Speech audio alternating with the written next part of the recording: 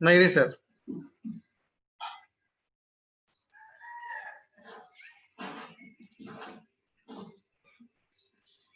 Unmute please. हाँ sir. Okay sir. Zarekar sir join झालेत का सर आपले? Uddhav Zarekar sir today's resource person नाही का? बरं मी सरांना मेसेज पाठवलाय.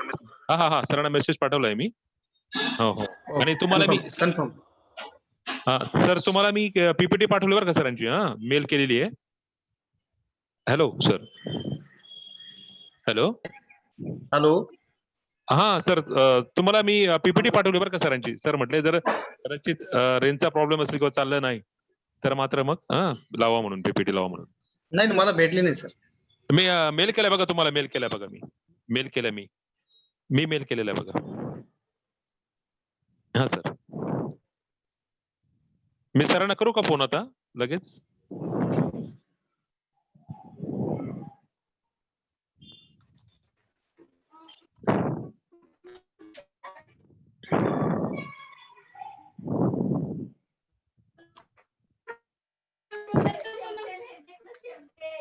झरेकर सर.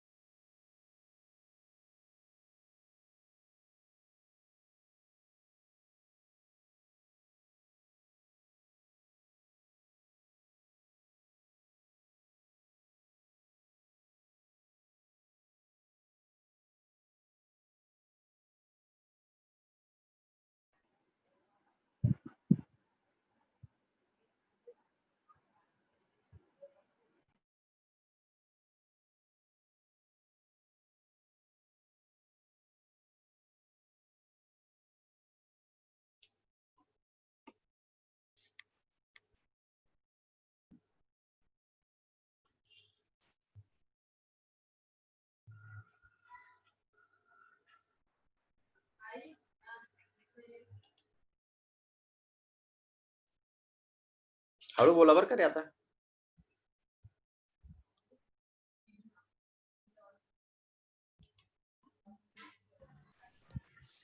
हाँ जी सर जी माल है सर. Yes, माल है sir. सर. Yes, sir. हाँ सर Yes, है sir. जॉईन ना Yes, sir. sir. Sir join झालेत. हा Oh, झरेकर सर जॉईन झालेत. सरांना Okay. विचारूयात का पीपीटी रेडी आहे की म्हणून आपण सुरुवात करायची की म्हणून. हो सर. Sir, ready आहात का? हो मी रेडी आहे. Sir are you ready sir. Should we proceed sir. Should we start. Yes sir no issue. Okay sir then माल है सर.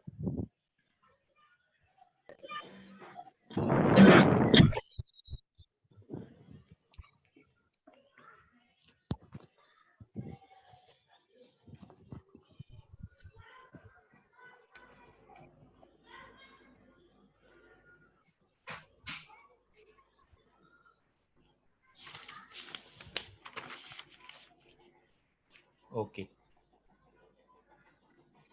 नाही sir. या सर. Should we proceed ना? Please go ahead. Go ahead. Okay. Hello and good evening everyone.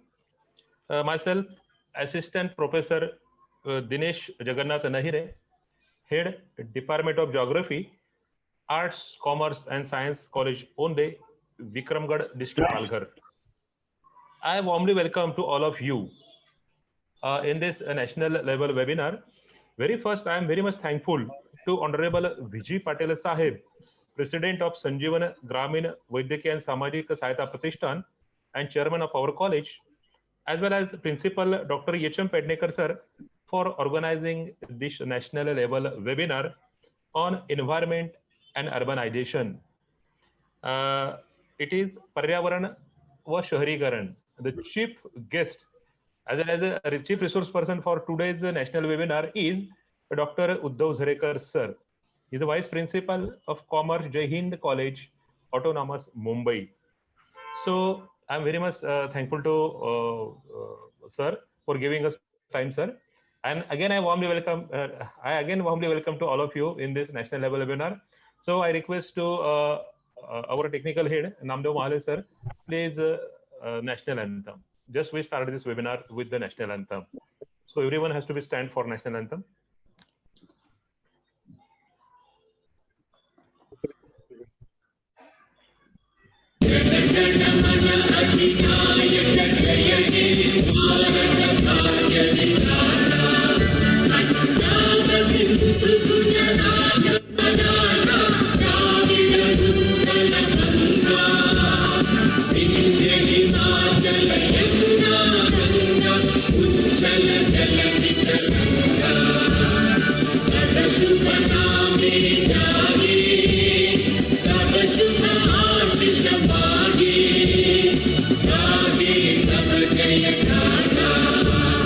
जय जय मंगलदायक जय हे Bharat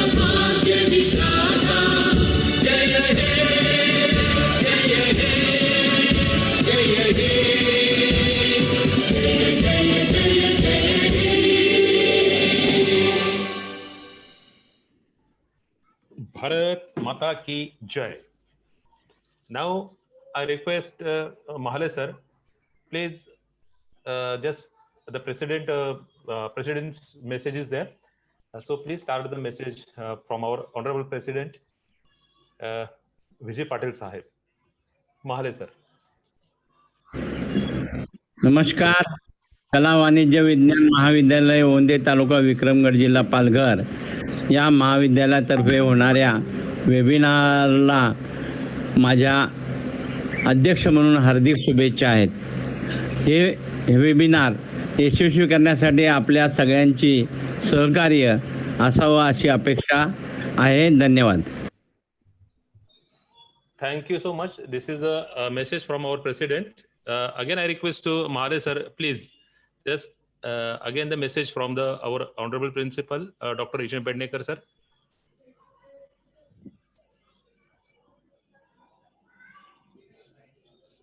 On behalf of the SCS College Onde, I welcome our guest speaker.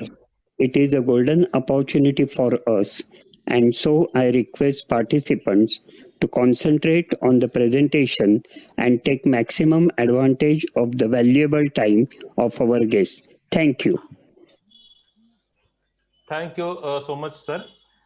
Zarekar sir, due to his mother, his sir's mother, that's the program is there. That's why sir is not attending today's webinar. So sir has given his message for all of us.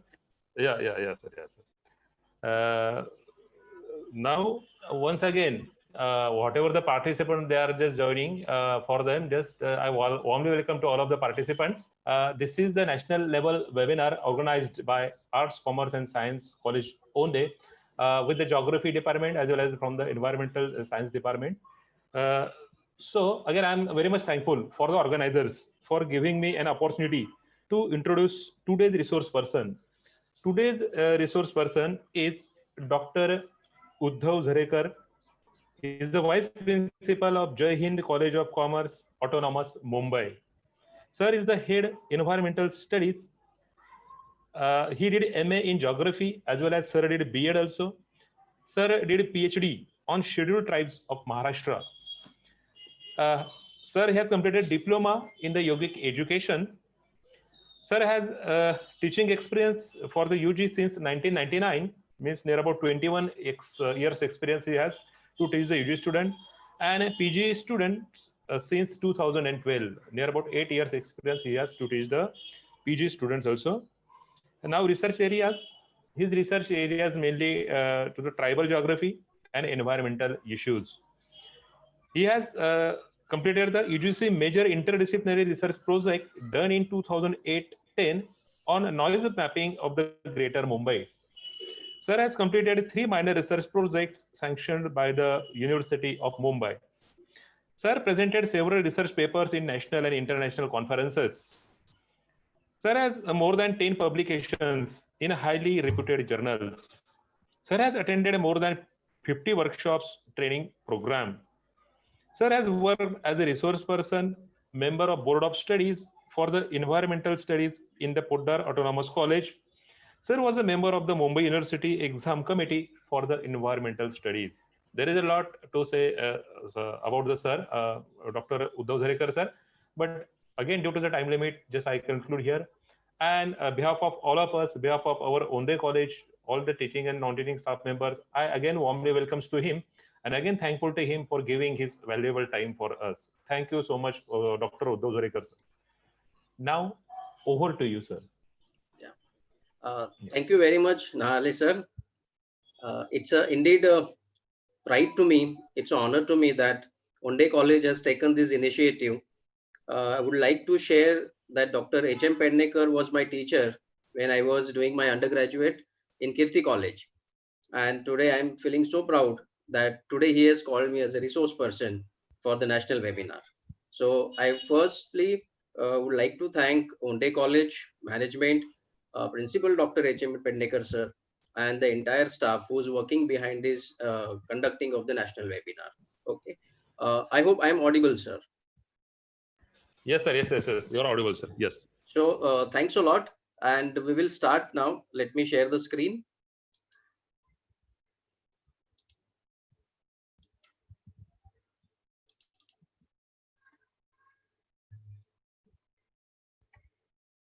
Hope this is PPT is visual now. Yes, sir, it is visible. Yes. Okay, thank you. Thank you very much, Yeah. sir. All right. So now let's start with the today's topic, what is called as urbanization and environment, or vis-a-vis environment and urbanization. Now, why these two these two terms are so coined or intermingled? Because both those things are affecting each other. Wherever there is a conducive environment, when we find that a local area or a small place gets become the urban place. Okay. So I think today's topic, what we have adopted to deliver a talk or discussion on it, it's highly suitable to the current environmental things. Since we are facing the pandemic called Corona, and the world has badly affected. The areas which are badly affected are mostly the urban areas compared to the rural areas. Okay. So let's go ahead and see what is there in today's talk. I think we have some people, especially from the Marathi background. So I will take this opportunity to talk a little bit in Marathi also. Wherever possible, I can talk in Hindi also. That was the request came from my Prednikar sir. So I will try to do that way.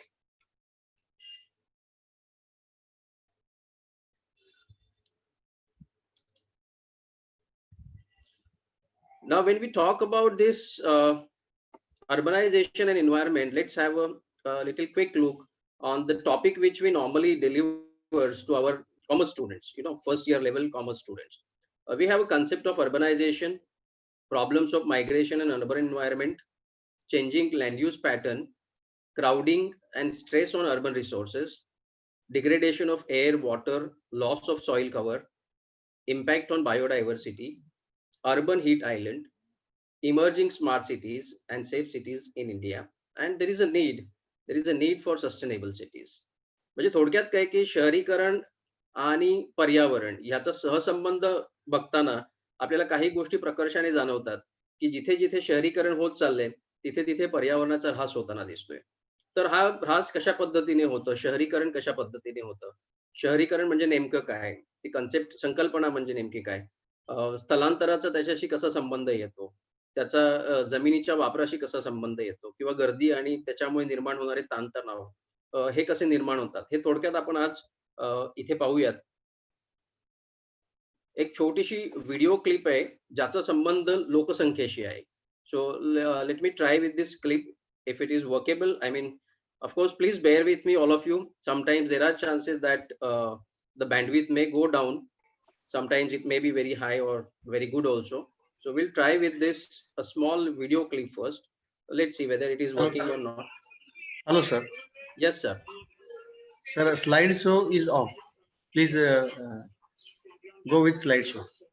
Wait. Is it on now? Can you see Not. the?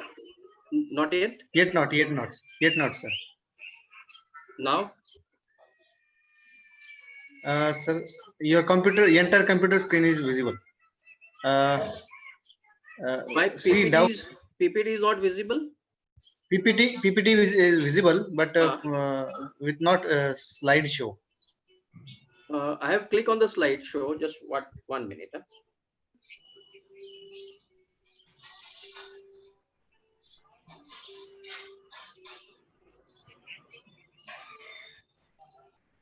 Your PPT can be seen easily.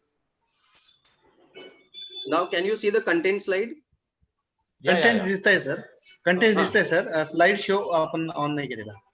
Slideshow वरती एक आहे माझ्याकडे, ते मी तिथे click केलंय. खाली बघा sir. Start मिनिमाइजचं button आहे ना, मिनिमाइजचं. हा, तिथे बघा सर. नोट्स लिहिलेले खाली, नोट्स राईट साइडला खाली नोट्स आहेत. नोट्स 4 डॉट्स आहेत. हा, तिथे स्लाइड शो राईट सर. इथे करू का? हो sir.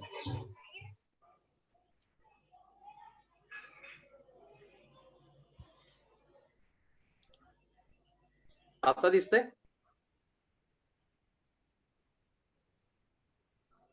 Hello.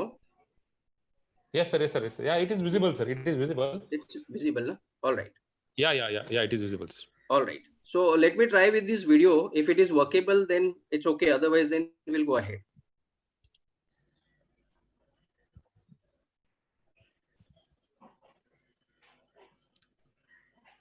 click on 5, sir. She is telling that click on 5. Okay, it's okay. Just a F5, minute. F5. F5, yeah.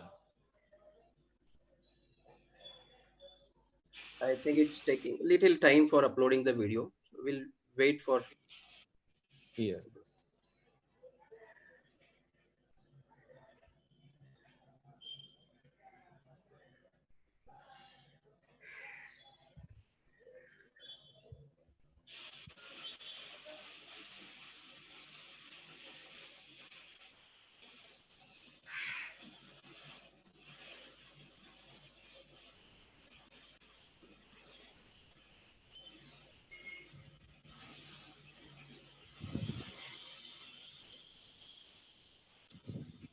Our participants are from all over India, sir. That's why some Okay. of the participants they are saying that please use Hindi, either use English. अच्छा, The आपले Marathi participants. participants नाही आहेत का जास्त? No. Most of the participants are from out of Maharashtra. They are from all over Okay. India. Yeah, then I From can go Jammu and ahead with Kashmir. English. There is no issue at all. Then no problem. No problem. From Jammu and Kashmir to Kanyakumari, sir. Okay, From fine, all sir. the I'll go countries. with English and Hindi. No problem. Okay, sir. Okay.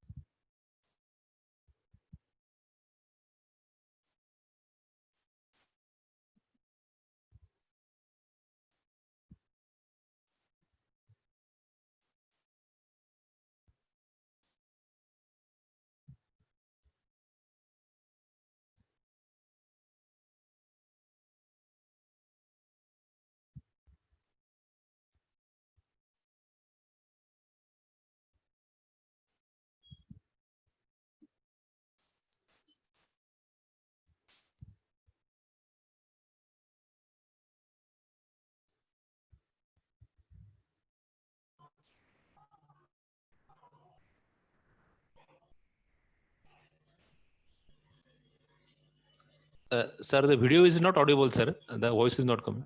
Acha, video voice is not clear. Anyway, Yeah, the voice is not coming. Yeah. Anyway, it has stopped now. We'll move ahead because I think bandwidth is not that supporting. Yeah.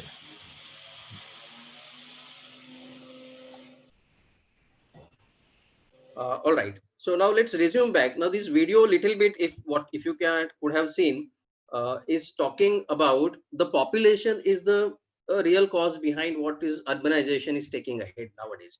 Okay. Now this population is growing very rapid speed, and this population itself is become a proper base when the census of India defines that which place or which area we should treat as an urban area. Okay, so let's have a quick look at the census of India. What this says, as per the 2011, they defines the urban area as the area should have, or a place should have, minimum population of 5,000.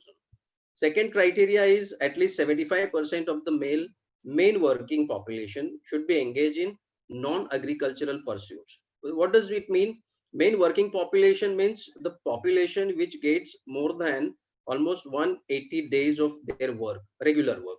Then only that population is considered as main working population. And out of that, 75% should be there in the non-agricultural activities, primarily in the secondary or tertiary sector. And the third criteria or parameter is a density of population of that area at least should have 400 persons per square kilometer. यानी कि लोक संख्या जो है उसकी घनता 400 या उससे ज्यादा होनी चाहिए. So this is what the concept or the definition of our urbanization. When you go to the concept of urbanization, what does it really mean for us as an Indian background or to the world background? It is a social transformation. Social transformation means what? The population changes its location from one place to another place. So that means, in other words, what we can say, the societal movement happens from traditional rural societies to the modern industrial or urban communities, and the urban place come up. Okay. It is a continuous process. Now, if you look at the world today, even today, almost 30% Indians are found in almost all the countries of the world. So people are migrating. They are migrating for various reasons. बहुत अलग अलग किस्म के तरीकों की कारण की वजह से लोग अपने देश में स्थलांतर करते हैं या फिर और कोई देश में दूसरे देश में जाते हैं. So it is a continuous process, and this is what nothing but the concentration population in the urban unit. This is how the concept of urbanization goes ahead. Now let's go to take a quick look of the India's urbanization. Now the left hand side we can see the axis where population is being shown in billion, and the down below we have on the x-axis years, decadal years, where the population, urban population is increasing. Okay, so if you look at the 2020, what was expected here is around 42% Indian population is become the urban population. Now this growth rate is very high. Okay, in 1960 we were just below to that. See, the blue color represents the rural population and the red color column bar represents the urban population. In 1960 you can see the upward growth from 60 to 80, from 80 to 2000, 2010 to 15, and now it is expected by 2050 it may reach very close to, or it may cross more than 80 crores Indian into the urban atmosphere or urban units. What does it mean? That we will see little later. If we have to take a look of history of urbanization in India, we have a very long history, very long, almost 3,000 to 5,000 years before. India has its own urban areas, what we refer to as Indus Valley civilization. What earliest urban settlement which we found was in the Indus Valley civilization. It was highly big, beautiful cities, and all these cities were well planned. Well planned in what manner? When we'll come to the last concept called smart cities or sustainable cities, that time we'll come to know what does it mean at that time. All right. So it was well planned for the purpose of supply of water, supply of everything. So they have planned accordingly. And the first urban unit came in India during the Indus Valley civilization. Now the current process of urbanization, what is taking place in the world just now, is the developed countries are characterized by the high level of urbanization. Almost saturation level they are reaching now for the urbanization. And developing countries is again showing the similar kind of a space. Rapid growth of service sector in the economy is leading or rather attracting the Indian population to come and get concentrated into the nearby urban areas. Now, developed transportation facilities, cheap accessibility to these facilities are also inviting the rapid growth of urbanization in our country. Now, what is the future growth? The future growth of the urbanization, that urban areas of the less developed countries will develop with a very high speed. Well, that leads to the one of the another important issue, what we can say, the migration. Unless people don't migrate, the urbanization will not happen. Now, when people migrate, we have certain circumstances which arises out of it. Now, what are the circumstances? That also we will see. Certain thing happens which are what we called as the positive things, and certain things which happens what we referred as the negative things. So what happens on the urban environment is the most crucial time to discuss now. when we saw the definition of migration, more or less all of you are aware what is a migration. Migration refers to the movement of a person from one place to another place, away from the native place, either within or outside the country, for job, occupation, business, or in search of better standard of living on a permanent basis. All right. So there is two aspects of migration. See, sometimes people purposely don't migrate. Sometimes people migrate voluntarily. Sometimes people are forced to migrate. Okay. So when we look at the types of migration, that time we'll discuss about it. But this is where the fair enough definition of migration is been given over here. We are certainly aware about that every cause have certain effect, and every event which happens over here has certain causative reasons behind it. So there are certain push factors and there are certain pull factors. Push factors जो है, जो population को अपने area से दूसरी area की तरफ बढ़ाने के लिए कोशिश करते हैं, और जो पुल फैक्टर्स है जो पॉपुलेशन को अपनी तरफ खींची ले जाते हैं, जो अर्बन सेंटर्स होते हैं और अर्बन एग्लोमरेशंस होते हैं, वो अपनी तरफ पॉपुलेशन को खींचते हैं क्योंकि वहां पे डिमांड होती है और यहाँ से सप्लाई होता है, ठीक है।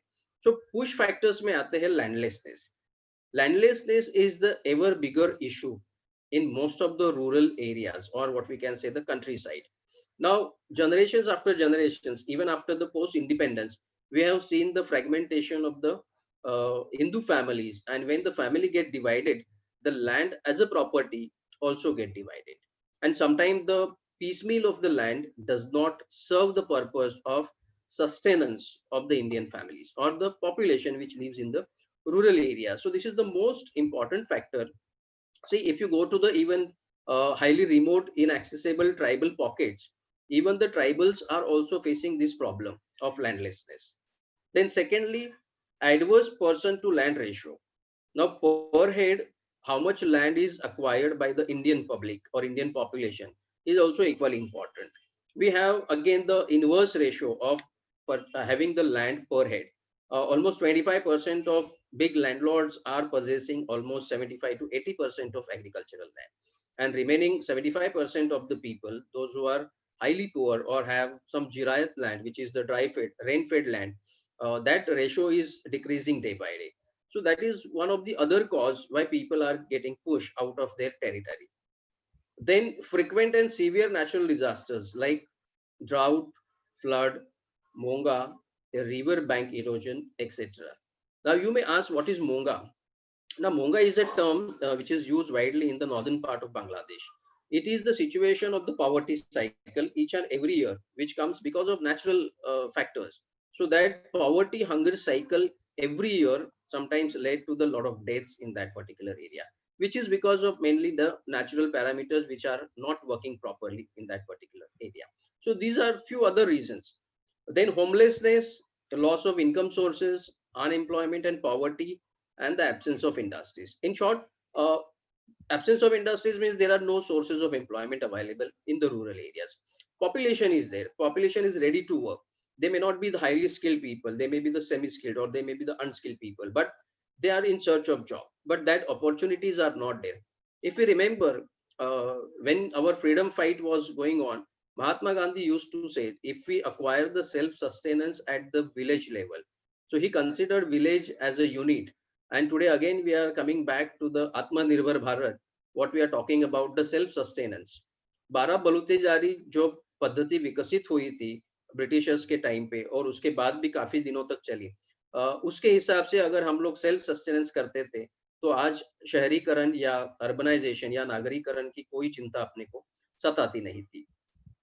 Now, when we'll go to the other side, which are the pull factors, which are pulling the population to come to the urban areas or the economic centers, these are job earning opportunities. Of course, the jobs are wide variety range of jobs are available in the urban agglomerations. You take the example of Mumbai city, Delhi, Chennai, Kolkata, Bengaluru, all these mega cities are attracting the highly qualified people, highly unskilled people as well, and the semi-skilled people also.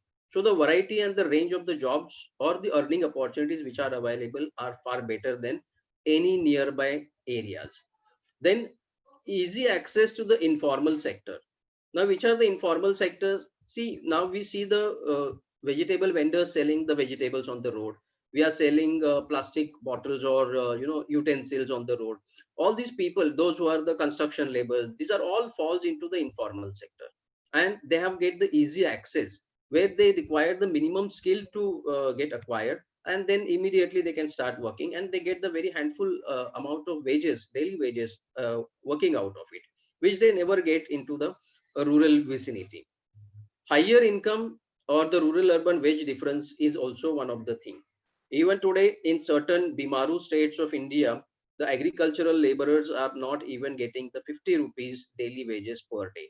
Or sometimes we know the concept, what we call as the bonded labor system, still exists even in the agricultural countryside areas. Then next, rural urban disparities in social amenities as well as the services. Like people wanted to secure good admission, they wanted to get the health care, proper health care or the recreational facilities. So they get attracted towards the urban areas. Positive information about the city, say for example the garment factories are there or the footloose industries are there, they're easily the jobs like the packaging industries. Our Dharavi slum in Mumbai has a wide variety of ranges, including people or the illiterate women are just what we call as the papad belte hai. And one of the big industry you must be aware about it is called the lijjat papad, has started from these particular areas and now given the job to the unemployed, unskilled and illiterate women, so that they can earn their livelihood. And better livelihood is of course the dream of each and every person.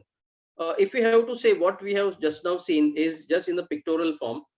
See, those who are teachers and nowadays teaching online, now these kind of pictures or images are available on our Google. Our Google Dada is helping us like enormously. We just need to know in what way or in what fashion we need to have the images. So this way also we can tell our students that, see, these are the push factors, these are the pull factors, and we can showcase what exactly we wanted to tell them, so that it's very easy. Because there is a Chinese proverb, instead of talking 1,000 words, we should show the one picture, and the concept will get imbibed onto the minds of the young generation. Now let's come to the types of migration, what we were talking and discussing earlier, that see, people are always not in a favor of migration, but sometimes people are in a favor of migration. So there are basically two types on the intention of these people. Is voluntary type of migrations are happening, and the others are the forced migration are happening. In under voluntary, there are certain subcategories are there. People migrate from rural to urban areas in search of job, better livelihood, better healthcare accessibility, better education, better recreation, etc., etc. Urban to rural areas, sometimes transfer gets happen. Those who works under the public sector undertakings, they do have the 3 years transfer. So government employees has to also go back to the rural areas and serve the nation. So urban to rural area migration is also happening, but the percentage is comparatively less. There are certain other types of migrations are also found. Of course, they are seasonal or they are circular in nature. Rural to rural migration also happens. Now, since Naire sir has introduced me, and one of the line he said that I did my tribal research in Maharashtra. So during that field work, what I have observed, people in Gadchiroli district or people in Melghat areas, they are also migrating. Of course, they are migrating short distance. They are migrating voluntarily. But most of the tribal communities in Maharashtra, I have observed they migrate for more than 6 months also. So they come back to their native place during the Holi season, because Holi is the festival which they celebrate a lot. But from rural areas, either they go to the nearby rural areas first, and if the jobs are not available, then only they migrate to the far distance areas where the jobs are available. So in search of work, people migrate. People also migrate for getting the better climate also. So it is their desire. When they're voluntarily migrating means they have their desire to go out of their native place. Now the other side is there. If you look at the internationally, if there is a warlike situation, see, if you remember 2 years before, there was a terrorist was sitting into the Syrian countries, and the Syrian people have migrated like anything, because they were having the fear that they may get killed. So situation like persecution, that fear was there with the Syrians, and literally the Mediterranean Sea they have crossed like anything. Some of the people, hundreds of people died during that migrations, but they were forced. They were not easily, I mean, they were not voluntarily migrating to the other nations. So most of them has went up to the as long as to the European nations. And the European nations, some countries have accepted them, some have not accepted them, and in between they face a lot of problems. So this is one of the type of the forced migration. Sometimes disasters like flood also force the people. The recent disasters of floods in Bihar and our Assam has also forced the people just to force, and the number is very big. So now here they have to migrate only because the question of survival is there. So basically we can see the voluntary migration and the forced migration. These are the two basic causes are there. Effect, if we have to look into the just the outskirts of the effect very quickly, we can go to the positive sides of the effects and the negative effects. Positive side effects are increase the level of income. The family level income also increases when person gets the good job or the good daily wages when they come to the urban areas. It also helps them to improve the standard of living. At some level, it helps them to break down their vicious circle of poverty, and which is what they want basically. So now certain conditions are there where people come to the urban areas and sends back the money order. So it also helps to boost the local economy when the money inflow start coming into the village level.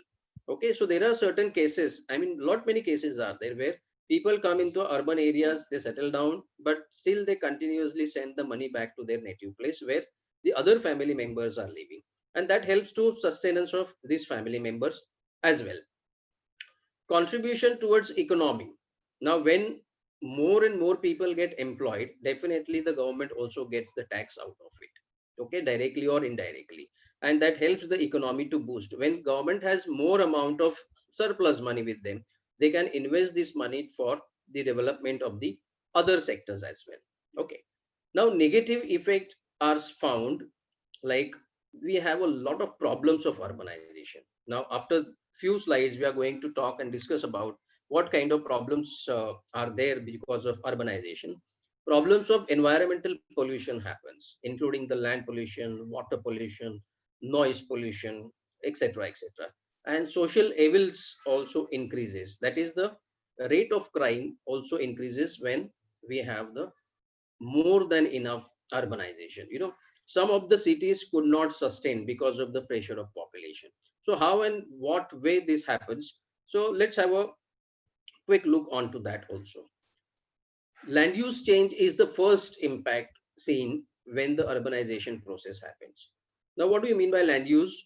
The purpose of the land or the land use change simply refers to the conversion of a piece of land's use by the human beings for one purpose to another purpose. So it may be the agriculture land, it may be the salt land, it may be the marshy land, or it may be the mangrove land, it may be the forest land, which get converted into the other economic activity related use.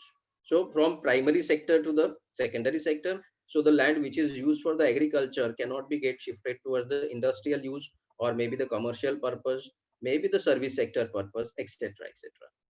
Land may be converted from cropland to the grassland or from the wildland, for example, the tropical forest, to the human specific land uses. For example, palm oil plantations in Indonesia. Now, see, Indonesia every year is cutting millions of hectares of land just to plant the palm trees. Why they are putting that palm trees? Because palm oil is extracted from the palm trees, and this palm oil is exported to the most of the Asian countries, and India is one of the importer of the palm oil from the Indonesia. So to increase their productivity, they are changing the land use. So world level as well as the national level, the land use pattern keeps changing very fast when the urbanization increases. Now, one example or a small case study, what we can see about the Mumbai's land use. Mumbai was the small fishing village. This is the story when the Britishers or Portuguese were there in India. Now this small fishing village turned into a port region, because the natural harbors which makes or gives the opportunity, maritime location of the Mumbai city gives the opportunity to the Britishers to establish the port, and so that enter into the cheapest mode of water transport into the international trade. So Britishers view that this port is the gateway to India, because then they realize that we can import and do the exports. From this port onward, then they have started developing the railway network as well as the road networks, interiors of Maharashtra and connecting to the rest of the country, so that they can import, they can extract the raw material from our country and can send it back to the highly developed Great Britain for the further finishing or the processing, so that they can sell back as the finished product. So they were very much ahead that time into the secondary activities, which is the industrialization.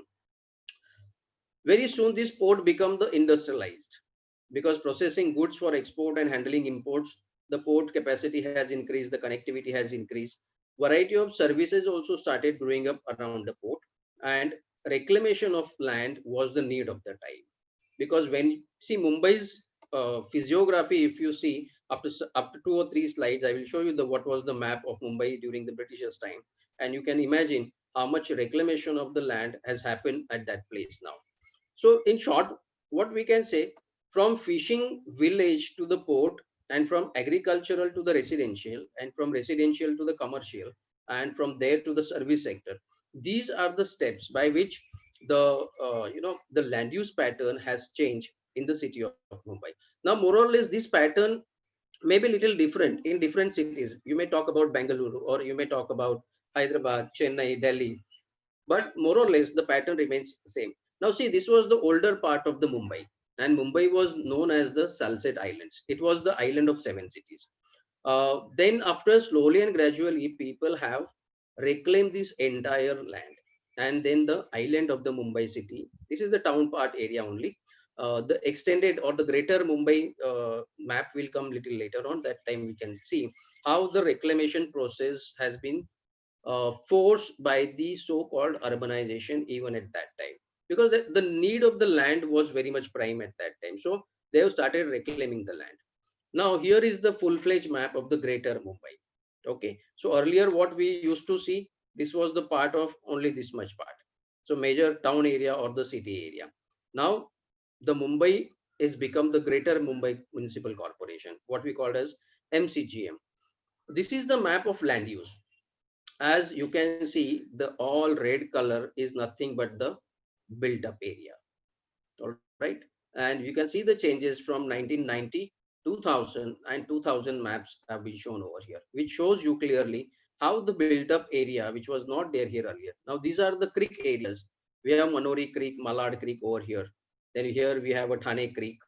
Okay, so these are the blue colors represents the water bodies or the creek area where we have a lot of mangrove forest. Now these mangrove forests have started slowly and gradually has started disappearing. Achha, one more point is, you can see now this part of the city has got reclaimed. Beside that, now this part of the city has also got reclaimed. These creek areas. Very soon these creek areas will shrink. See, this was the vicinity of the creek area. Slowly and gradually, these creek areas are also coming into the built-up areas, because the need for the very valuable resource of the land is very much in demand.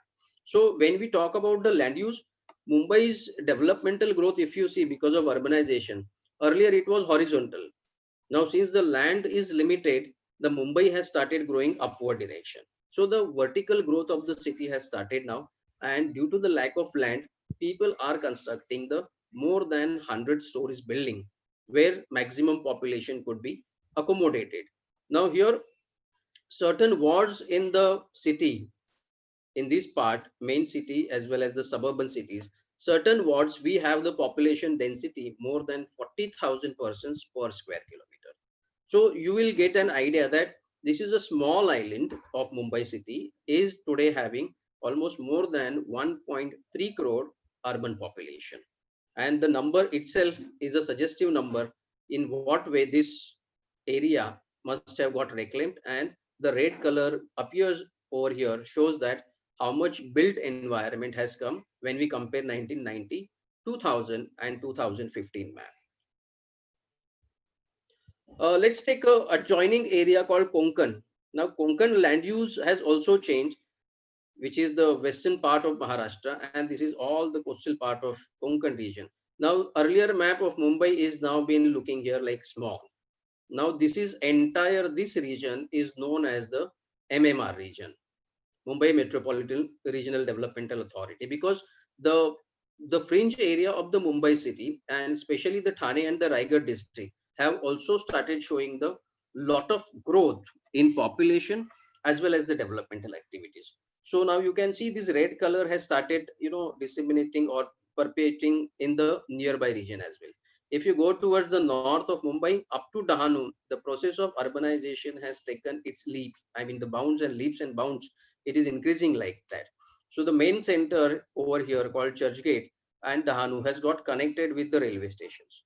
Okay, after some time, within 1 decade's time, it will touch towards the border of Gujarat. That much high speed of urbanization is happening. Now, Thane district, adjoining district of Mumbai city, is also having a very big 7 big municipal corporation areas. And the Thane district is the Asia's fastest growing district ever since last 3 decades. So when we talk about the land use in the Konkan, except Mumbai, then more cropland and the dense forest areas we can see. The yellow color which shows over here is the cropland area. Rest of the Ghat section is there. The green dense forest is there. Shrubs are little bit. And now the southern part of Konkan has also started showing the red color. That means the built up environment is increasing, and that is the urban area or the built up environment. Okay. So slowly and gradually we are going ahead with the urbanization process. Mumbai is connected with Goa by road and rail by this way. Okay, so now the influx of urbanization has already started coming to these places. Now, what are the problems due to the urbanization that we are looking into? The pictures shown over here, I think visuals are quite impressive, can give you the idea what do we mean by the problems of urbanization. Crowding and the stress on the urban resources. Land itself is a big problem.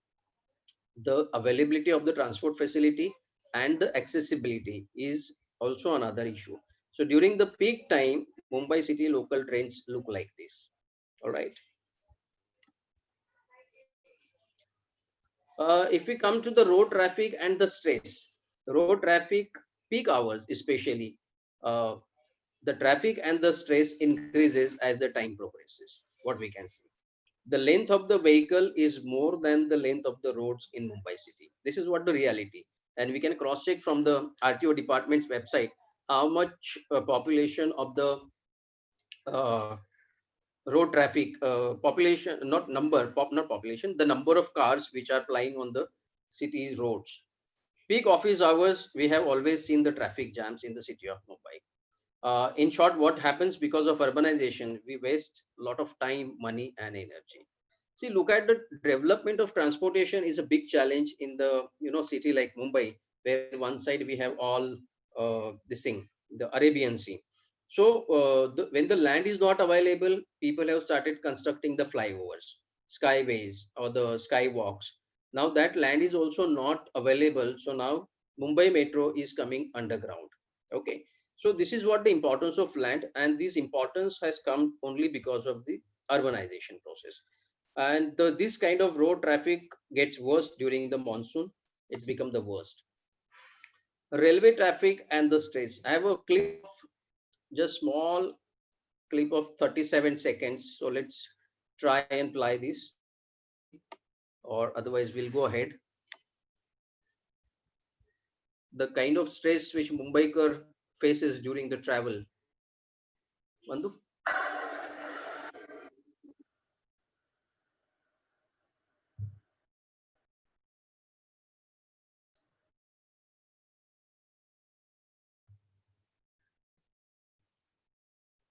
This is the common scenario which we can see on the Mumbai's platform when the situation is normal. Just currently the situation is abnormal, so people are not allowed. The access of the local trains is denied to the common people just now. Let us have some fact about the Mumbai local. It has been spread across the 390 kilometers or 240 miles in the suburban railway operations. Every day, 2,342 train services are running and carrying more than 75 lakh commuters daily basis. We have a Western Railway, we have a Central Railway, we have a Harbour Railway, we have a Trans Harbour Railway, and the connectivity is so strong that people are traveling, in fact, from Pune to Mumbai and Vapi or Valsad to Mumbai on a daily basis. Mumbai Suburban Railway is one of the busiest commuter railway system in the world. And during the peak hours, in 1 square meter area, the 16 passengers stands. So we can imagine हम लोग एक दूसरे के कितने करीब रहते हैं जब हम रेल से सफर करते हैं, especially मुंबई में.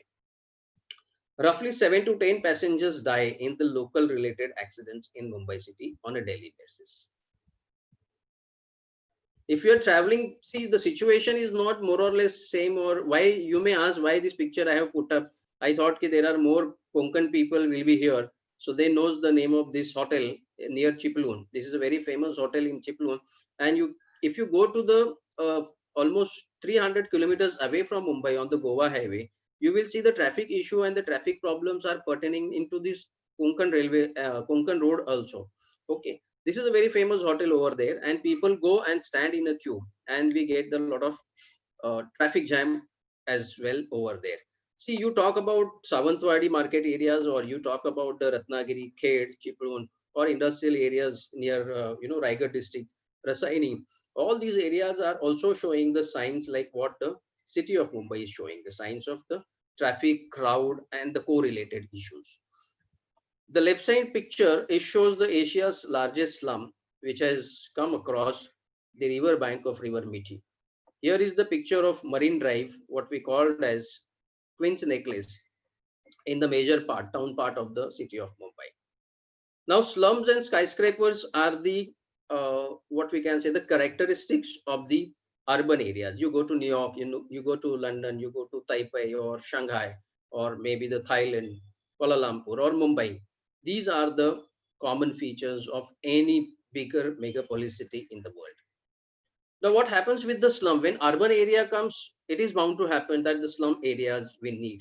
Why slums comes very close to the urban areas or within the urban areas? Because the sanitary workers which works under the MCGM or under any municipal corporation area also needs that public should get a proper facility. And to provide these facilities, the people lives in the slum because they can't afford the main land or the proper housing land. What it results into, now see, there is a stress on land. All of you are aware that cities, if you come to the Mumbai city, those who have seen the Mumbai city knows how much the property prices are very high. Even if you have more than 1.5 crores, I mean, you will get maximum 1 BHK of 500 square feet of house in the city of Mumbai. So there is a stress on land. Land is required for various purposes, and the value of that land has gone up like skyscrapers. There is a stress on health facility. Now, current pandemic has given us the situation where that health facilities we were not prepared. And these health facilities, people are standing in a queues outside the government hospital. It is not only in Mumbai, it is almost all the urban centers in India where these are the problems which creates the stress on the public's mind. There is a stress on sanitation facility. There is a stress on availability of water. There is a stress on the educational facilities. There is a stress on housing facility. Now see, the slums which cannot afford to have a very small house, slums have also become the multi-storied. This is another feature of slum urbanization. Slums which are there in the urban areas are now become first floor, second floor, or the third floor because their families are also increasing and they require the lot of space to stay over there. But if you don't have that much, then it creates the stress on the minds of the people. There is a stress on the drainage facility, and the situation like man-made flooding occurs when Mumbai faces the heavy rainfall. Even this month also during the 4th, 5th and 6th August, we have seen that Mumbai city has got flooded like anything because western side we have the Arabian Sea and the drainage pattern gets blocked when there is a high tide. Stress on physical, mental and psychological space. Now this space we have never given a thought. What? Physical space. That means when people walk down on the railway platform in Mumbai, they just don't walk, they just run. They always try to search their space. And during this, thing, they always get the stress. There is a mental stress because everybody is in a hurry. You see the Mumbai, every people is just, always in a hurry. They don't have time to wait or to stop and to talk. So all these create the pressure which we have never given a thought on the psychology of the human body. Another negative impact of urbanization is air pollution, water pollution, and the soil pollution. If you look at the little bit parameters of which air is good and which is bad, our Ministry of Earth Science and the other the statutory bodies have given the categories of the air quality index for which we can refer for the pollutants. So the 0 to 50 microns range is treated as a good air. 51 to 100 is been called as a satisfactory. 101 to 200 is called as a moderate air quality. 201 to 300 is a poor air quality, and 301 to 400 as a very poor, and above 400 is called as a severe or a very bad quality of air. Now, what happens? The cities which are very close to the maritime locations, close to the sea locations, high moisture levels combined with the different types of winds. Now, in case of Mumbai, it is the easterly winds which carries the dust and which results into the very high air pollution. The reasons for the air pollution in Mumbai are basically what we can say various reasons. A lot of developmental activities are taking place in the city of Mumbai. Okay. Now, construction of roadways, railways, flyovers, metros, construction of buildings, etc., or renovations. All these create small particles, which these particles of cements or the dust continuously get mixed with the air, and we have the air pollution. Now, one of the surveys which are conducted by our this thing, Ministry of Earth Sciences, they have shown that during the lockdown, air pollution levels have come down drastically in almost all the cities in India. Okay. Now, another reason for the pollution is we have all landfill sites. Mumbai city has 4 big landfill sites, including Ghatkopar landfill site, Devanar dumping ground, Gorai dumping ground, Mulund dumping ground. And what happens over here, when we don't segregate the wet and dry waste, in anaerobic conditions, the methane gas gets produced automatically.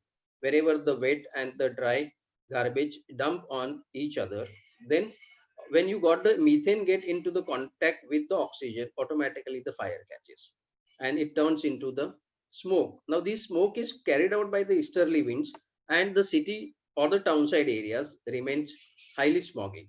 Now, smog is a concept where the smoke and the fog get mixed. During the winter time, especially the cities from the sky, if you can see the drone picture of the cities in the winters, we found that there is a layer of the smog across the city. Traffic is another issue. Traffic also contributes to the carbon dioxide and carbon monoxide and continuously degrade the quality of air. Now, basic reason is the maximum population inflow in the urban areas for various purposes. So urbanization is the basic cause behind the air pollution in the cities. Epidemiological studies in the cities like Mumbai has revealed that there is an increased occurrence of dyspnea. Dyspnea is one stage. What is that? In detail, next slide we'll see. Chronic and intermittent cough, these are the health impact. Okay. See, one side we talk about a lot of development, the other side we are getting into the health issues because of development. So what is that development? What we are referring as the urbanization. So health environment is getting badly affected because of air pollution. Frequent colds, the chronic bronchitis, cardiac disorders, high blood pressures, and the death due to the non-tuberculosis, respiratory and ischemic heart diseases. Now, what is dyspnea? That we'll try and see. Dyspnea is a state of shortness of breath or unpleasant breathing. It is also called as labored difficult. Sometimes we feel highly difficult to breathe in because of our health system does not support to inhale very fast, or heavy breathing, uncomfortable sensation when breathing, breathlessness, air hunger, choking, or we feel like suffocation. All right. Now, this is some of the important statistics which, if you refer to the WHO, World Health Organization, according to them, India is the 13th most polluted country in the world. And if we have to see the hierarchy of the pollution wise, then Delhi, of course, stands number 1, then Kolkata, then Mumbai, and finally the Chennai is in a descending order. So Mumbai, as of now, is found on the 3rd level. Water pollution due to the urbanization is another thing.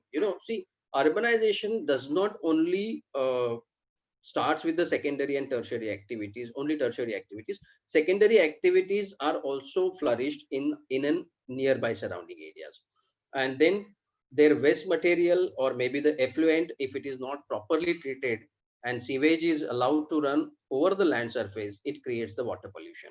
So industrial waste, sewage and wastewater, mining activities, marine dumping, accidental oil leakage, then burning of fossil fuels, chemical fertilizers and pesticide, and the leakage from the sewer lines are the basic reasons behind the water pollution.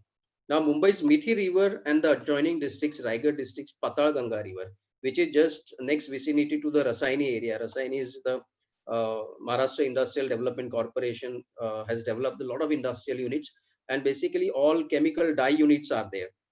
So a lot of pollutants are discharged into the Patal Ganga River. So biologically dissolved oxygen is not found in this Patal Ganga River as well as in Mithi River also.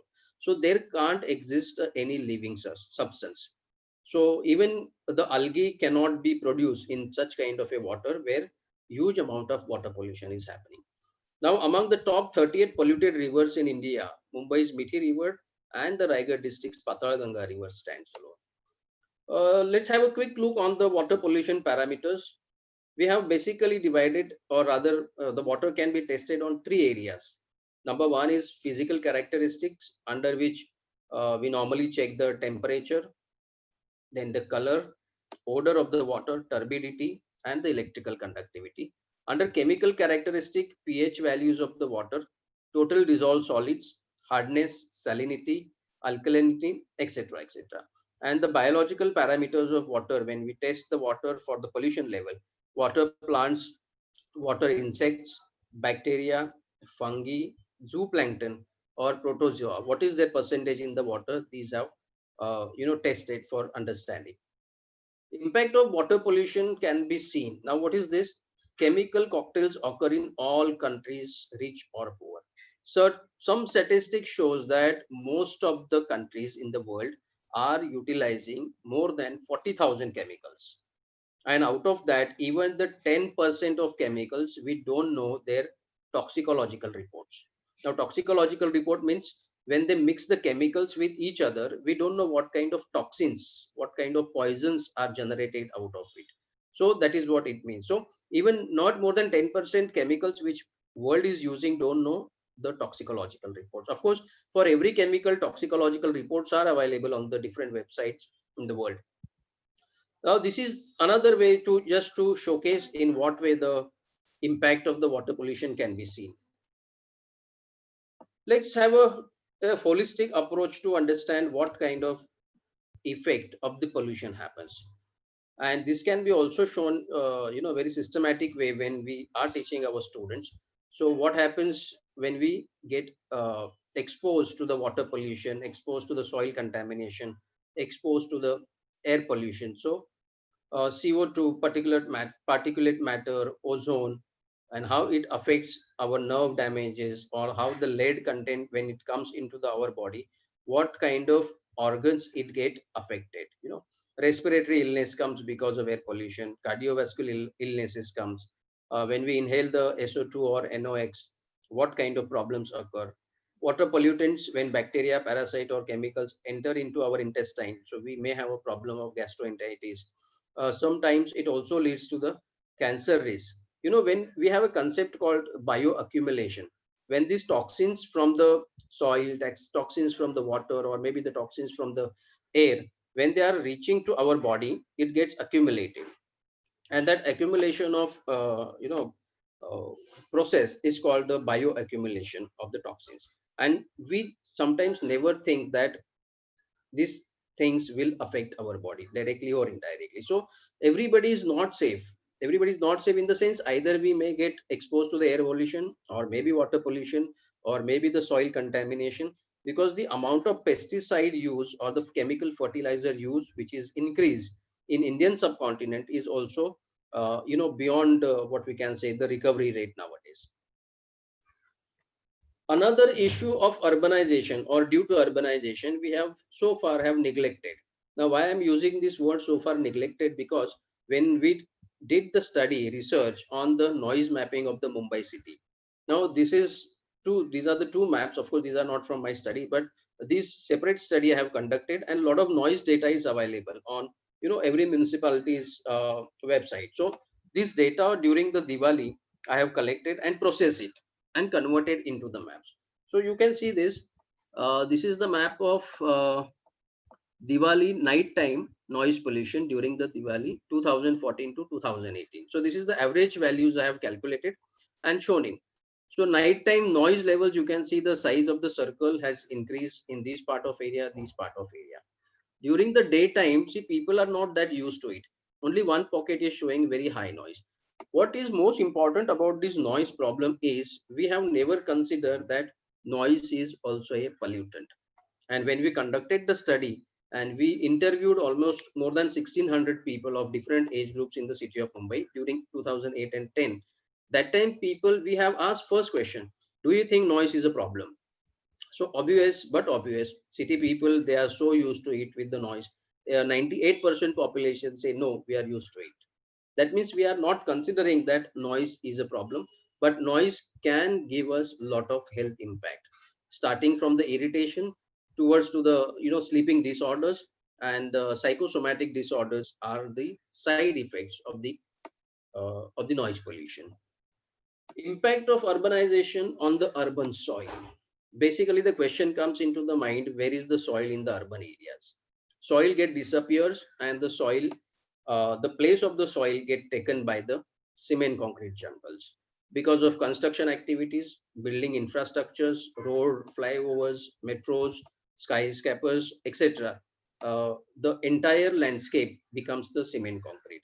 Nearby areas come up with the stone quarry areas, and we lose the fertile topmost soil.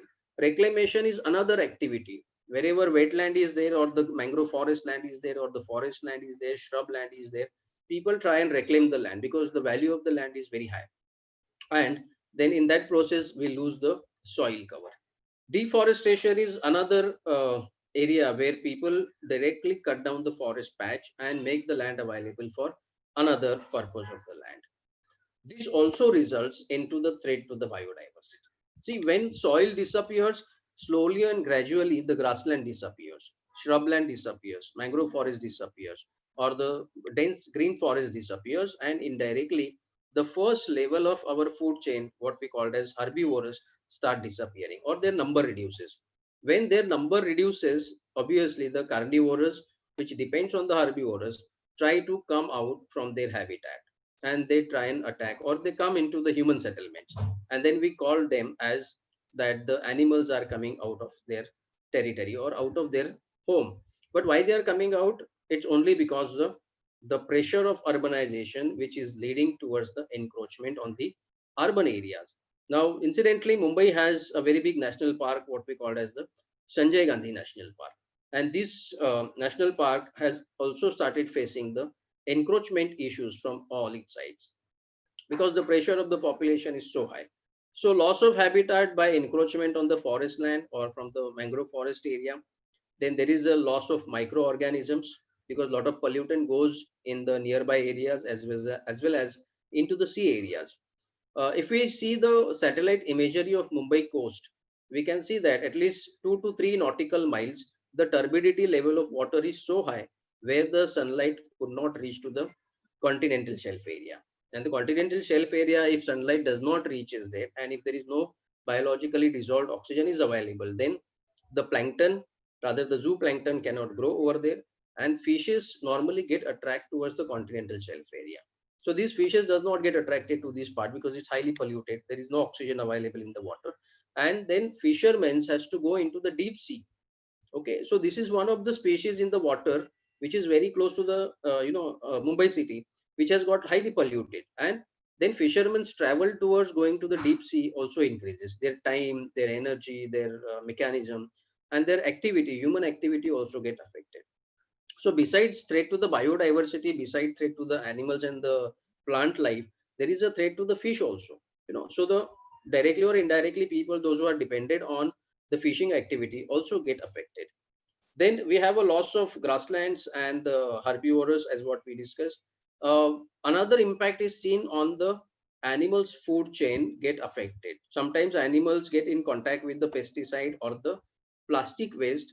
And if we remember, there was a news few time before that in Uttar Pradesh, in certain area, the cows were eating the waste material, and the vegetables or the leftover was there in the plastic carry bags. They have eaten along with the plastic carry bags, and unfortunately, they died because of the intestinal problems. Then the sparrows are also disappearing. Nowadays, in most of the cities, sparrows are not visible. This is another threat to the biodiversity, because we have achieved so high rate of the urbanization, which directly or indirectly affecting our species, and very few type of species are found. I think all of you will agree with me that most of the time we have seen the pigeons more or the crows more than the sparrows. Urban heat island is another issue which comes out because of heavy rate of urbanization or urban activities, and which is directly associated with the construction activities. There are two pictures on the slide. This here you can see the rural part of the area, which shows a lot of green forest or green canopy. The land is empty, okay, and the middle part of it is shows the skyscrapers have come up, which is the city part. Okay, now the graph line which shows the temperature for the city is very high. The basic and simple reason behind is, when the insolation comes, incoming solar radiation comes into the city area, this cement concrete jungle absorbs the heat and retained the heats for a long time. So there is a less ground storage available for rainfall, as well as this concrete jungle absorb the heat like anytime. I mean the maximum heat. And it takes a lot of time to release back this heat during the night time. So if you are living in the city areas at the core of the city, then you will feel that city is always surrounded by maximum amount of heat. And now this heat makes the things vulnerable for the health of the people. Okay, and what makes the rural areas remain cool is the very simple thing: grassland areas, if you have, or even if you have the barren land, the incoming solar radiation comes onto this part area. Now when the sunset takes place, within 2 or 3 hours this land gets cool, because the breezes, the air breezes are just going around these areas, which does not happen in the cement concrete jungle. So urban areas are always surrounded by the bubbling heat around the city areas. So that is why this concept called urban heat island has come into the existence. Now this is the negative impact of the urbanization. We are heading towards the some end part of the city. Now what is the need? When we have seen certain issues coming out of the urban areas, people nowadays are struggling to get their own space into the urban area. What is the need? The need has arisen for the smart city, because see, the people in the urban areas have no time. Everybody, if you ask some questions, they will say, no, just now I don't have time. So people don't want it to stand in a queue for the hospital. People don't want it to stand in a queue for the admissions. People don't want it to stand for the payment of the property tax or the electricity bills and whatnot, everything. Okay. So the idea of smart city has come in a very recent past. It's just a 5-year old for Indian subcontinent, where the most of the facilities which people want should be given at their fingerprint. Okay. Nowadays we are all talking in a terms called e-facilities. So smart health card recently launched by our Prime Minister, and during the 15th August speech, he has talked about the health card. So everybody's information will be recorded on the health card, and whichever part of the country you go, once your card gets swiped on the machine, the doctor will come to know that what kind of disease you may have faced earlier. Smart energy, smart energy to all is also one of the concern to the smart city. Now, smart energy talks about the energy derived from the non-conventional sources, and the smart grid talks about that even from the slum dwellers to the skyscraper living person should get the access to the electricity. Smart mobility, which refers to the development of infrastructural network. It may be on the surface of the land, it may be crossing through the river, or it may be the crossing through the sea, it may be in the sky, or it may be the underground, so that there won't be any problem of traveling. Internet of things. Now the internet speed, we are always facing the issues whenever we have to go on the any webinar or taking the online classes.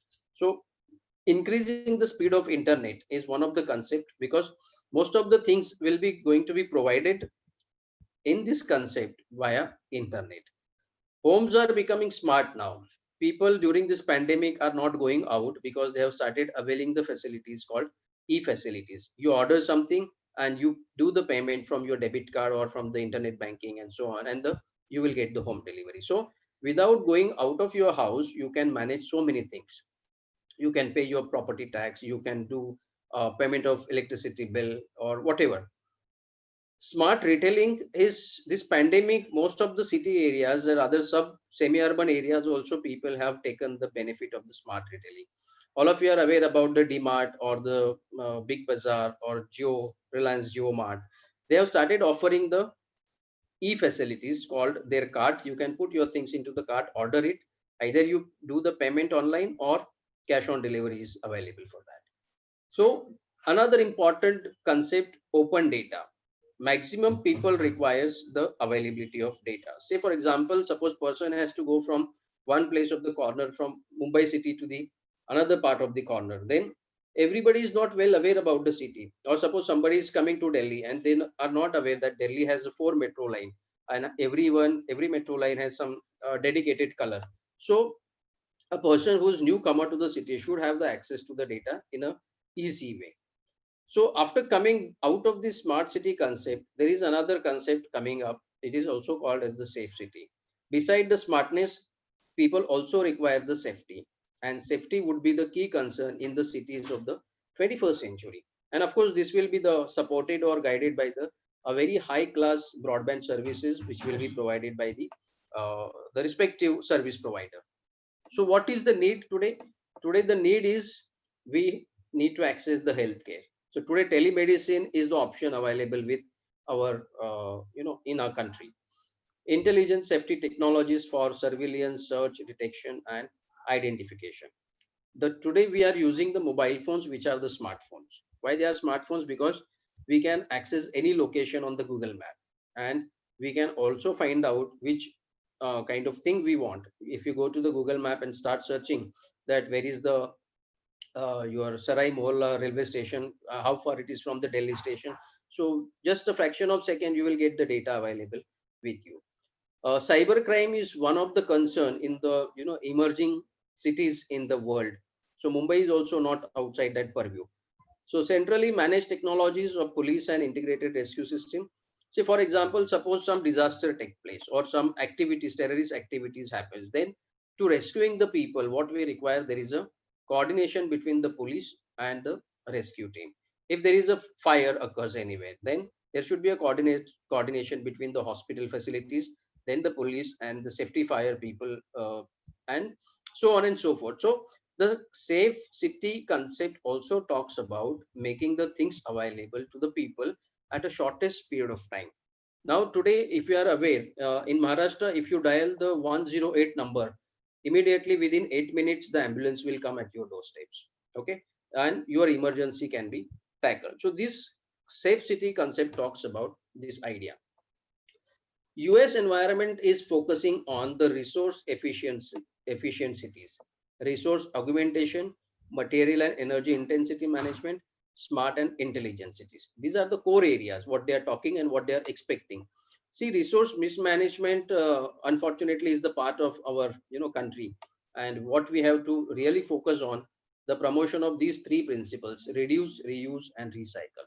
I think currently now we are changing, and pandemic of corona has taught us how to reduce our demands, how to reuse the stuffs, and how to recycle our stuff.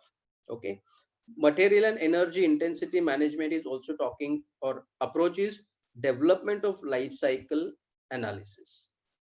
Now what is this development of life cycle analysis?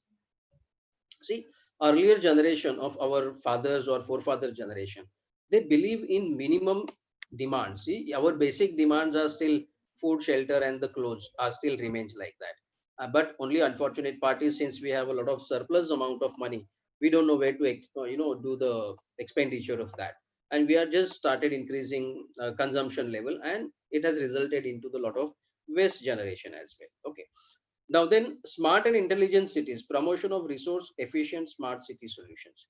So slowly and gradually, most of the state governments have started providing the e-services to the population, so that there is no interference by the third party, or currently what the Prime Minister has declared, that those who are taxpayers will not face any problem while solving their tax appeals. So earlier they used to go to the offices, and then lot many things used to happen over there.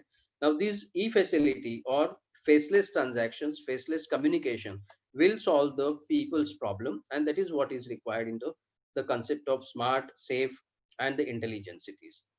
Clean cities will also require the pollution and waste prevention. What exactly we are making a smart, we have to also think about making the cities clean. So UN environment is focusing all these areas where currently we are facing the problems. I think we'll go a little bit ahead. Oh, see, some of the teachers may be here, those who are teaching the subject called geography or environment. Currently we are going online in most of the states of the India. What we can do, it is just few suggestions. Most of us are now aware that we can use the Zoom platform or Geo Meet or maybe the Google Meet, Microsoft Teams, so on and so forth. Using the short films, if you refer to the National Geographic website, you will come to know that lot many small clips are available, and which are the most impactful clips which we can use. We have a lot of YouTube channels available there. The short videos are also available. When we make the cartoon or pictures or diagrams in our PPT, which attracts the people, just to keep your things go on. We can also go for the audio video recording the clips, and which can be sent to our students on the WhatsApp group or the Google Classrooms, etc., etc. This is in general what I'm talking. See, now someone may ask you what kind of data and information is available on the different sites. See, google.com is the best way to search. Now, only thing is that we should know what to search and how to search. If you know that, then you have the like in Maharashtra, we have the MPCB websites, we have a SAFAR website, ResearchGate is there, Shodhganga is there, different state governments, RTO departments are there. A lot of data is available on their website. Only need to think is that we need to take out that data, process it, and project it with the proper appropriate cartographic technique, so that it will become more impactful. Ministry of Tourism, Ministry of Environment is showcasing a lot of data on their website, which are directly related to our subject called environment. SWAYAM and NPTEL programs are also available for the students, and we can get a lot of material out of there, and will be helpful to understand the issues related to our environment. It's not only urbanization, but almost all related issues we can deliberate and take the information from there. So with this, I would like to thank you. And this is the motto of my college, Hind College: I will and I can. So does you will and you can. So thank you very much, organizers once again. Onday College Management, Principal Dr. H.M. Pednekar sir, Nahare sir, who is in contact with me continuously, and the audience, those who are listening me very carefully since last 1 hour and 22 minutes. So thank you very much, sir.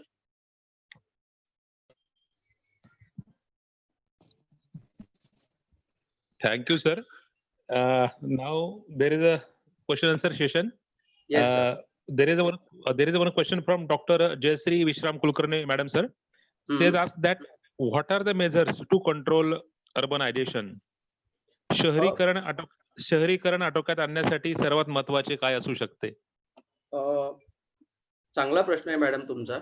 शहरीकरण स्थलांतरणामुळे होतं हे आपल्या सगळ्यांना माहिती आहे, आणि स्थलांतर आपलं होतंय ज्यामुळे आपल्याकडे रोजगार उपलब्ध नाही आहेत ग्रामीण भागात. जर ग्रामीण भागाशी संबंधित, अर्थात आता हे भौगोलिक स्पेसिफिक आहे, प्रत्येक ठिकाणी सगळ्या ठिकाणी सारखेच रोजगार आपल्याला उपलब्ध करता येत नाहीत, परंतु जर शेती आधारित व्यवसाय आणि व्यवसायाला पूरक उद्योगधंद्याची जोड जर देता आली, तर नक्कीच आपल्याला शहरातलं ग्रामीण भागातून शहराकडे येणारं स्थलांतर आपल्याला थांबवता येईल. जसं गांधीजी म्हणायचे की आपली खेडी स्वयंपूर्ण असायला हवी.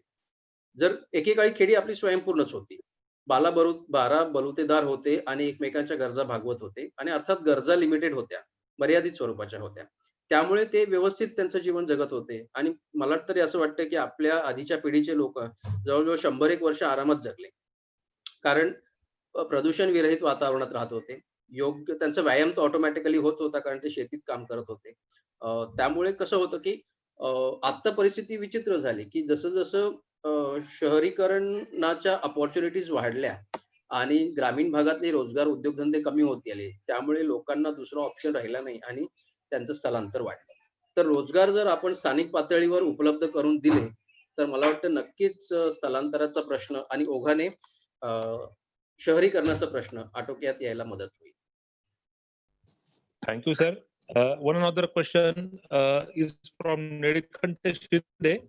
He asked that, is there any relation between urbanization and industrialization? विकास व विनाश हातात हात घालून चालता आहेत का? शहरीकरण व औद्योगिकीकरण यांचा संबंध आहे का? अच्छा, बरं समजलं सर. तसं पाहिलं तर मराठीत सांगू की इंग्लिश मध्ये बोलू? In English, sir, English. Yeah, see that way, see urbanization, development and degradation, these are correlated concept. The minute you have a heavy urbanization, you bound to have a heavy development, and most of the time development comes along with the degradation. See, we have to think what kind of development we really need. One side, Mumbai city is growing like anything. Industrialization has happened long back like anything. But the same industrialization, if it is polluting our air, and this air, when we breathe, is giving us the respiratory related disease, and our expenditure to cure that disease is very high. So is it a real development? That we need to ask. And only we can try and find out the solutions for this by putting the pressure on the government when different kinds of policies are announced and when the government asks for our views or the opinions. So development always, or rather I can use the word most of the time, development comes with the degradation. So it may be the air quality degradation, it may be the housing space, or it may be the destruction of forest, etc., etc. Okay, thank you, sir. The last question from the Sanjit Kundu. He asked that, does urban sprawl affect microclimate and quality of the life simultaneously? Yes, I will answer this. Microclimate, if you have to refer, microclimate is again totally different concept, but up to some extent it depends, of course, on the how much percentage of your surface land has been turned into the commercial or into the residential area. If the number is less, if the percentages are less, then definitely microclimate will not get affected that badly. But say, for example, if you go to Dahanu, you have a earlier BSES thermal power plant where they are processing the coal. All right, the amount of ash which is coming out of there, though they are taking a lot of precaution to put that ash get mixed with the water and then dump it, in spite of that, the ash particles are getting mixed with the sea water, creek water, as well as into the agricultural land. Right, temperature is not affecting the local microclimate there, but the production of chiku has fallen down into that belt. The agricultural productivity of rice has fallen down. The fishing activity is become highly money intensive, because in the nearby coastal areas, these ash particles are getting mixed with the seawater, and the fishes are not getting attracted towards the coastal area. So fisherman has to go inside the deep into the for the fishing purpose. So microclimate mainly does not get affected very badly. It depends how much concentration of urban activities are happening over there. And what was the second question, sir? Second question is that, sir, how to bridge the rural-urban infrastructure gap in a time of rapid urbanization? Bridging the gap will take a little time unless and until we are not creating jobs in the rural areas. So when the jobs will get created into the rural areas, see, I must tell you one example. When I was doing my research on the scheduled tribes in Maharashtra, I was there in Gadchiroli for almost 7 to 8 days. And what I have seen, that people's satisfaction level of the tribal people is so high. I mean, they don't think about future. They think about today itself. Today, if I am satisfied, they are happy. Tomorrow, we can get up tomorrow and we'll start thinking about tomorrow. So bridging the gap between the rural areas and urban areas will only get supported when we will have the sustainable livelihood or sustainable employment or sustainable jobs created into the rural areas. Okay. So when I was traveling into these tribal pockets, almost 6 districts I have covered. I have traveled into the 29 talukas, and near about 70 villages I visited during my research fieldwork. And what I have found with this tribal population is, if they are not able to sustain, they are migrating, and majority of they are migrating into the nearest urban center areas, and they're working in the informal sector. Now they have a land, but their land is not fertile. They don't have water facilities because their agriculture is totally rain fed. If we provide two things to them, make the water available to them, they're happy to live there and they're happy to work on their own agricultural field. But unfortunate part is, the urban tribal centric proper planning or policies are not implemented. Rather, policies which are not focusing towards development are have been implemented. That is what is the situation, and that's why we could not bridge the gap between the even the rural areas and to the urban areas, and people try to migrate towards the urban centers. Thank you, sir, for this wonderful presentation. The nice information as well as the PPT presentation is also very, very good, sir. Thank you. Sir. Yeah, sir. Yeah, thank you so much. Now, the last formal session is vote of thanks. So, very first, I'm very much thankful to you, sir, to give us the time. My pleasure, And, sir. thank you so much, sir. I'm again very much thankful to our president, Vijay Patel Sahib, president of Sanjeevan Gramin Vidyakan Samajik Sahayata Pratishthan, as well as Principal Dr. H.M. Pednekar sir for organizing this national level webinar. I'm also very much thankful to Dr. Chetana Patel Madam, Secretary of our Sanjeevan Gramin Vidyakan Samajik Sahayata Pratishthan, as well as HOD of Chemistry Department.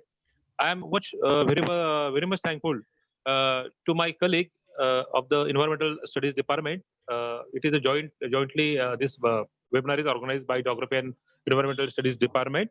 Dr. Sayyed sir, I am very much thankful to today's technical experts, Ingole sir, Professor Ingole sir, as well as Professor Namdev Mahale sir.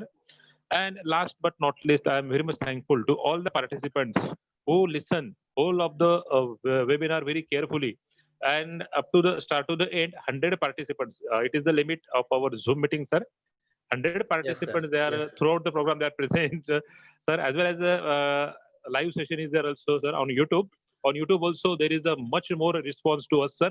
And the participants for our today's webinar are from Jammu and Kashmir, Haryana, Punjab, Uttarakhand, Himachal Pradesh, Gujarat, Rajasthan, each and every state, sir. The participants are there. Okay, So, sir. yeah. So I am very much thankful to all the participants for giving us a lot of this thing. Tomorrow.